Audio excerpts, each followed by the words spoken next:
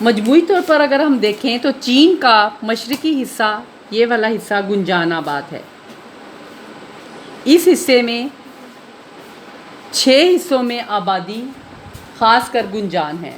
اس میں نمبر 1 ہے آپ کا دریائے ینگسی کیانگ کا زیریں میدان۔ یہ ملک کا سب سے زیادہ گنجان آباد علاقہ ہے۔ یعنی کون سا ہے؟ دریائے ینگسی کیانگ کا زیریں میدان، یہ ملک کا سب سے زیادہ گنجان آباد علاقہ ہے اس جگہ پہ، ٹھیک ہے۔ پھر اس کے بعد ہے دوسرے نمبر پر چین کا شمالی میدان، یہ چین کا شمالی میدان۔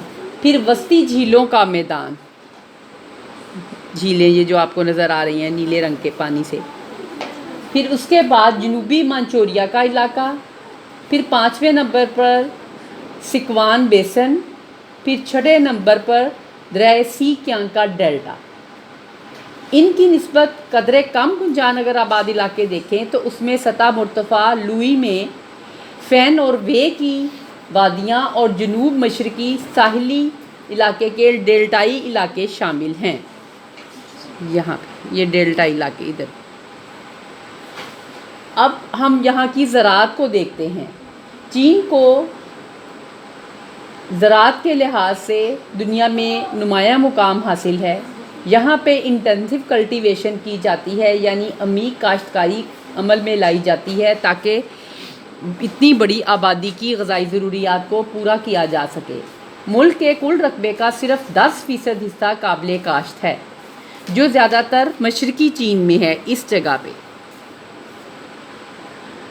اور تقریباً تمام کا تمام یہ 10% زیر کاشت ہے، اور زمین کا چپا چپا زیر کاشت لایا گیا ہے، اور یہاں پہ زیر کاشت رقبے کے نصف سے زیادہ کا انحصار آبپاشی پر ہے۔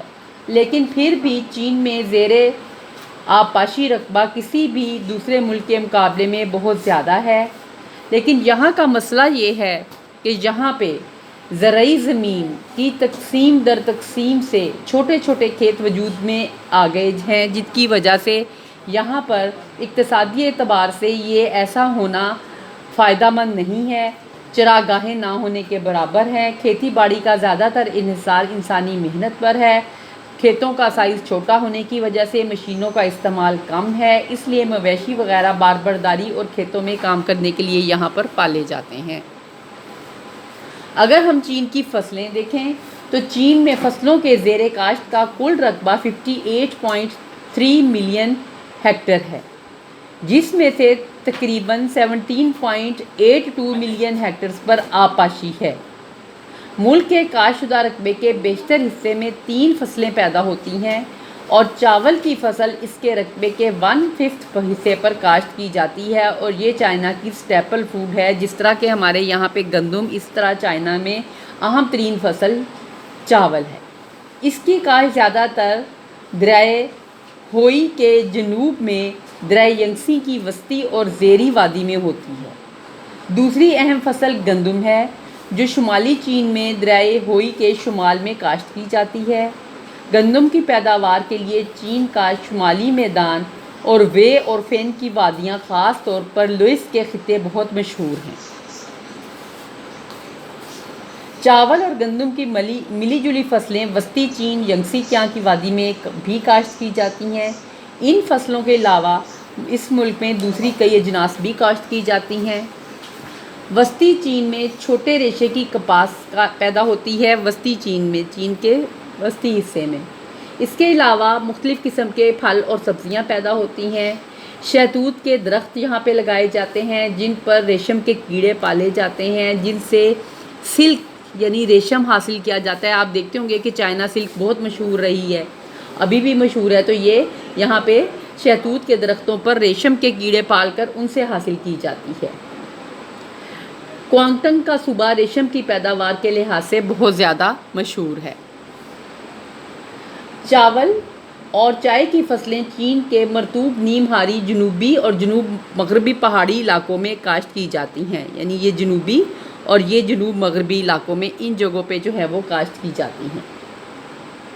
مشرقی حصے میں خاص طور پہ چیکیانگ اور فوکین کی چائے دوسرے ممالک کو درآمد کی جاتی ہے۔ پھر لونگپن چاولوں کی دوہری فصل کی کاشت کا علاقہ ہے۔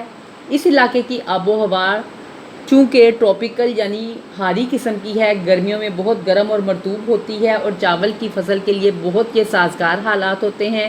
اس وجہ سے اس علاقے میں چاول کی دو فصلیں کاشت کی جاتی ہیں۔ اس کے علاوہ گنا یا نیشکر کی کاشت بھی بہت اہمیت رکھتی ہے۔